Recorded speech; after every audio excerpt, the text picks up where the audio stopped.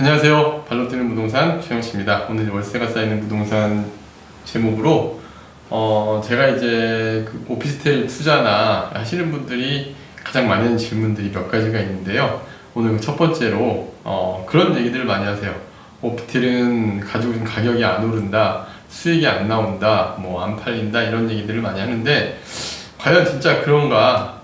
제가 보기에는 많은 분들이 당황스러운 게, 내가 투자한 금액 대비 수익을 생각하는 게 아니라 매매가 대비 얼마 올랐나 생각해보면, 뭐 요즘 아파트는 뭐 몇 억이 올랐다, 몇 억이 올랐다, 뭐 이런 얘기들이 많이 나오잖아요. 특히 서울 경기권에 뭐 경기도 지역도 최근에 보면은 뭐 김포 파주 지역까지도, 서울을 제외한 김포 파주 지역까지도 최근 매매가가 몇 억씩 올라가는 이런 사례들이 나오다 보니까 오피스텔 뭐 과연 뭐 얼마나 상대적으로 오피스텔은 오를까, 뭐 이런 얘기들을 많이 하세요. 근데 제가 실제 사례로 오피스텔도 투자 가치가 있다고 보여집니다. 특히 최근에는 아파트 같은 경우는 이제 매매가하고 전세 가격 차이가 굉장히 많이 나요. 그래서 매매가가 뭐 한 7, 8억이면 전세는 뭐 한 3, 4억인 경우들이 많이 있거든요. 그러면은 매매가 대비 전세가 비율이 낮다 보니까 투자금이 굉장히 커지죠.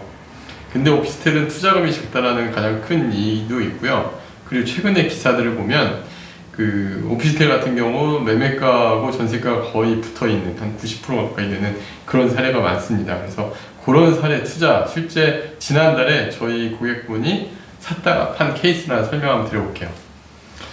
여기 보시면 날짜도 나와 있습니다. 2019년 9월 23일 날 저희 고객분께서 매입을 한 사례고요. 매매가 2억 7백에 전용 면적이 한 18평 정도 되는 오피스텔을 매입을 했었어요. 취득세가 좀 높죠. 4.6%에 해당하니까 781만 1,320원이 취득세가 들어갔었고요.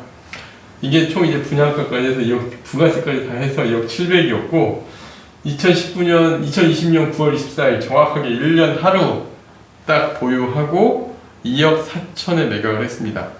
이렇게 얘기하면 많은 분들 그래요. 아파트는 얼마 올랐는데 겨우 초과밖에 안 올랐으니까 그러니까 오피스텔 투자하면 안 돼, 이렇게 얘기하시는 분이 있는데, 근데 여기서 하나 재밌는 거는 내 투자금이 얼마였냐는 겁니다. 여기 김포 오피스텔 갭 투자 사례라고 했죠. 이분이 매입할 때 가격이 이랬어요. 2억 7백에 분양을 받았고 취득세랑 등기 비용까지 해서 2억 1,700 정도 들어갔습니다. 근데 중요한 건 이분이 삶과 동시에 전세를 바로 놨는데 전세가 1억 9천이었어요. 지금 이게 2억 2천 정도 전세가 넘어갑니다. 1억 9천이 넘게 1억 9천 전세 보증으로 들어가니까 실제 투자금, 취득세까지 해서도 2,669만 2,740원이 투자가 됐죠. 그러면 수익률 한번 볼까요? 양도 차익이 2억 4천이었습니다. 근데 매수 금액 플러스 취득세 등 하니까 2억 1,669만 2,740원이니까 실제 순이익은 2,330만 7,260원이 순이익이죠. 세 전후로 1년 수익률이 87.31%가 나옵니다. 그러니까 사람들이 가격 오른 게 적게 올랐다고 생각하지만 내 투자 금액을 생각해보면 이것도 상당히 높은 수익률이죠. 그런데 여기 이제 양도세가 붙죠. 1년 보유하면 양도세율이 어떻게 됩니까? 근데 재밌는 건 이 김포 오피스텔은 이분은 임대사업자 등록을 안 했어요. 그리고 바로 매각을 한 거고요. 그리고 그러면 이제 다주택자 아니냐, 또 1년 보유하면은 양도세가 중과되지 않냐, 그럼 양도세 한번 볼까요? 2020년 현재 기준으로 양도세 해율을 보면 뭐 일반 이제 뭐 기본은 6에서 42%까지인데요. 근데 이제 아까 그 앞에 사례는 거주주택 본인이 하나 거주하고 있고 주거용 오피스텔 비조정 지역으로 하나 이제 가지고 있던 분입니다. 2주택자잖아요. 2주택자니까 그러면은 양도세 2018년 4월 1일 조정지역 같은 경우는 10%씩 업해서 세율이 붙지만, 근데 중요한 건 1년, 2년 미만 보유니까 40% 양도세가 나와야 되지 않냐 생각을 하지만, 근데 이게